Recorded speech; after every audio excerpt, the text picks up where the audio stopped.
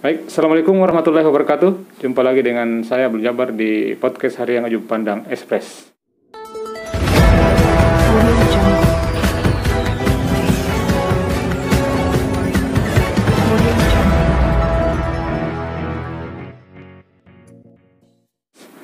Hari ini kita kedatangan tamu dari Badan Penyelenggara Jaminan Produk Halal Kementerian Agama, Pak.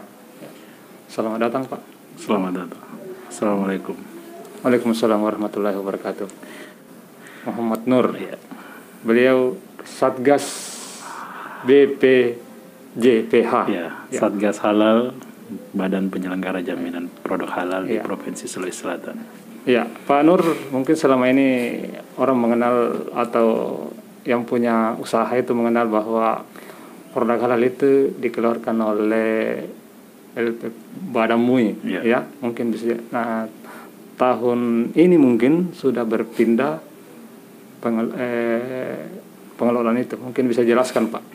Jadi BPJPH ini terbit berdasarkan Undang-Undang Nomor 33 Tahun 2014, di mana undang-undang tersebut mengamanahkan bahwa segala terkait sertifikasi halal itu dilaksanakan oleh Kementerian Agama Republik Indonesia. Dan berdasarkan PMA nomor 16 tahun 2016, maka dibentuklah suatu badan yang mengurus terkait sertifikasi halal, namanya BPJPH, biasa disingkat BPJPH, Badan Penyelenggara Jaminan Produk Halal, ya.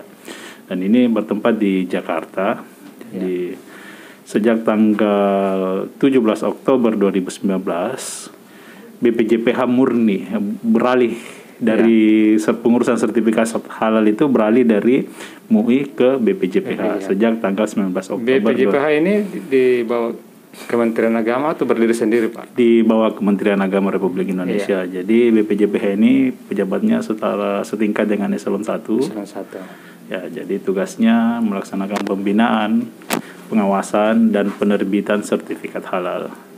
Jadi semua yang terkait sertifikasi halal ini murni dilaksanakan oleh BPJPH.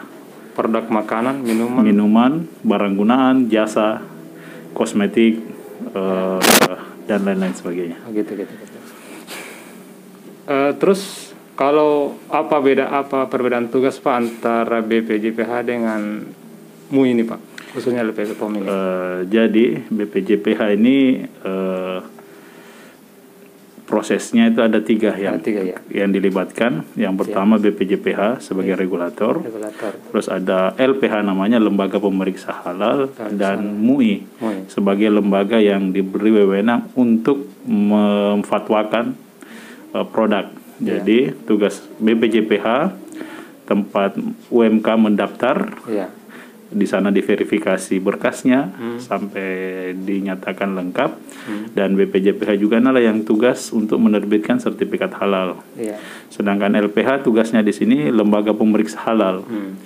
Ya, lembaga pemeriksa halal di Indonesia, khususnya juga di Makassar ini sudah ada 3. Ada 3. LPPOM MUI, Sukopindo, dan Surveyor Indonesia. Dan insya Allah sebentar lagi LPH Unhas ketika dinyatakan lengkap administrasi akan dikeluarkan juga surat keputusan atau untuk melaksanakan atau pelaku usaha yang tinggal memilih barangkali mana yang dia mau diperiksa oleh siapa gitu. Betul. Jadi masyarakat diberikan kewenangan atau pelaku usaha diberikan kewenangan untuk memilih lembaga yang akan mengaudit produknya terkait proses sertifikasi halalnya. Yang 4 lembaga ini apakah harus ada istilahnya biaya atau bagaimana, Pak, untuk mengajukan ke mana saya harus mau? Jadi berdasarkan peraturan Menteri Keuangan itu biaya untuk sertifikat halal itu sekitar 300 sampai 5 juta rupiah. Oh, gitu. Ya. Tidak ada pemilihan antara usaha kecil atau bagaimana?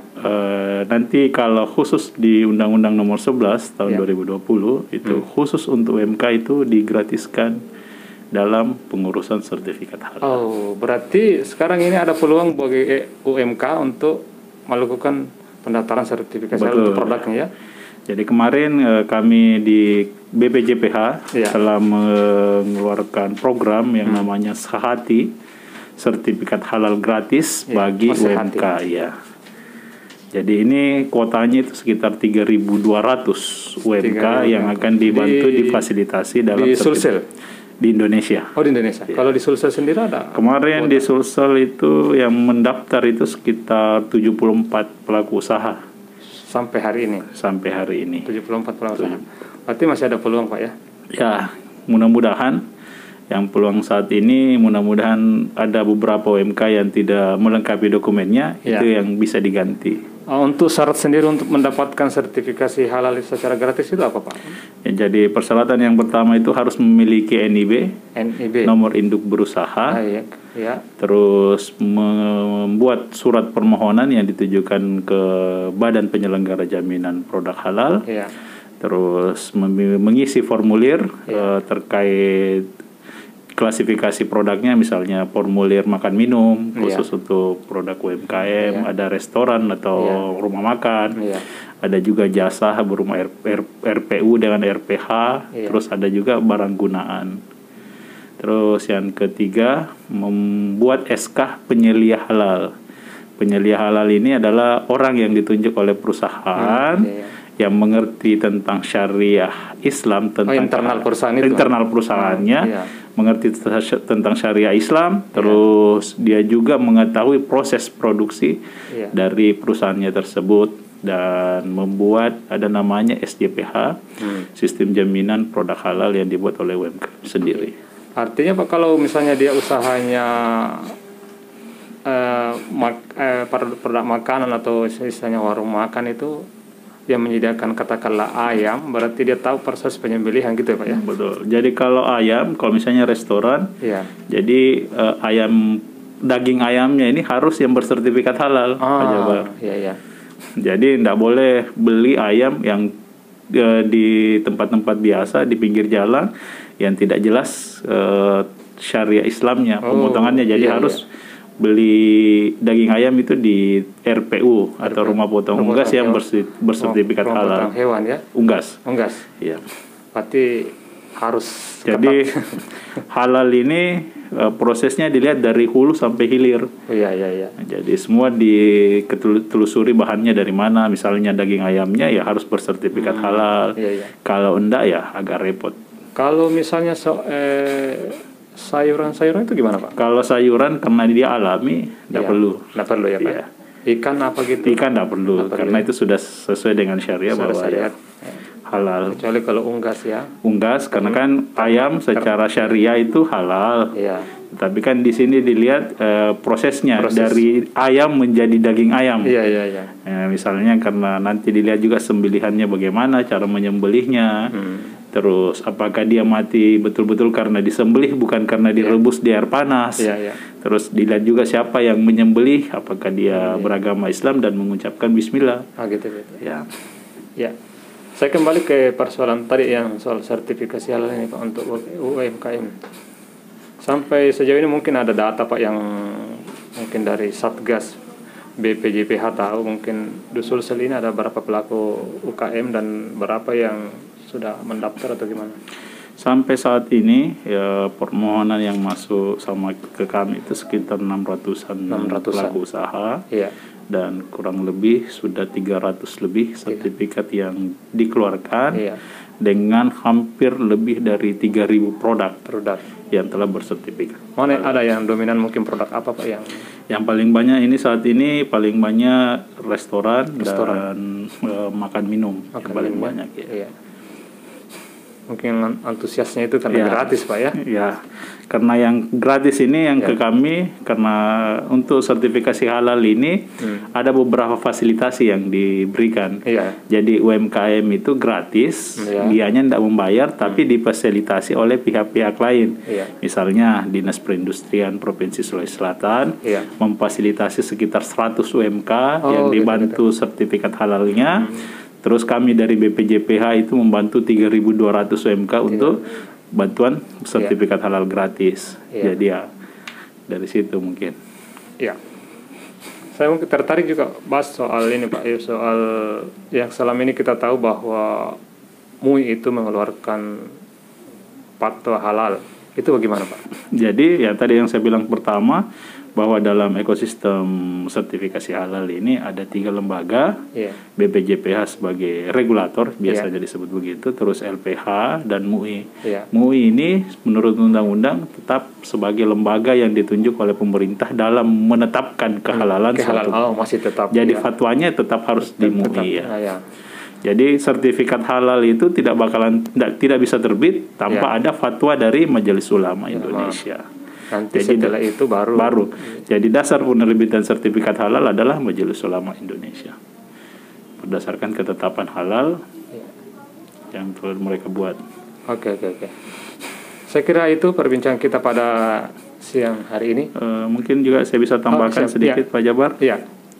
Kami harapkan juga kepada seluruh UMKM yang ada di Indonesia, khususnya di Sulawesi Selatan, untuk menyiapkan persyaratan-persyaratan terkait tadi, ada surat permohonan mengisi formulir terkait produknya, membuat SK penyelih halal, mengisi SJPH, namanya Sistem Jaminan Produk Halal. Terus itu mungkin kira-kira itu yang persyaratan yang dibutuhkan. Karena ini program sehati mungkin sudah berakhir karena kuotanya sudah hampir penuh, tetapi kami harapkan juga kepada pelaku usaha untuk senantiasa menyiapkan berkas, karena kemungkinan di akhir bulan ini kemungkinan ada program lagi yang terbaru yang namanya self declare. Apalagi tuh Pak? Self declare ini bahwa pelaku usaha bisa menyatakan bahwa saya bersertifikat halal, tetapi harus didampingi oleh ormas yang telah ditunjuk oleh BPJPH dalam pelaksanaan produksi produknya. Nanti Kementerian Agama yang akan membayarkan biaya-biayanya. Jadi ada nanti program yang baru mungkin yang lewat self declare itu sekitar 15.000 pelaku usaha yang akan dibantu untuk sertifikasi halal. Betul-betul ini UMKM ini dimanjakan Pak ya. Karena ya perlu juga UMKM tahu bahwa dengan adanya sertifikat halal itu akan menjamin kehalalan produknya, terus meningkatkan nilai jual bagi produk itu sendiri ya. Terus ada juga kenyamanan bagi konsumen dalam mengkonsumsi barang yang telah bersertifikat halal ya. Oke. Terima kasih Pak Nur perbincangan kita pada saat ini. Demikian podcast kita pada siang hari ini. Sampai jumpa. Assalamualaikum warahmatullahi wabarakatuh. Waalaikumsalam warahmatullahi wabarakatuh.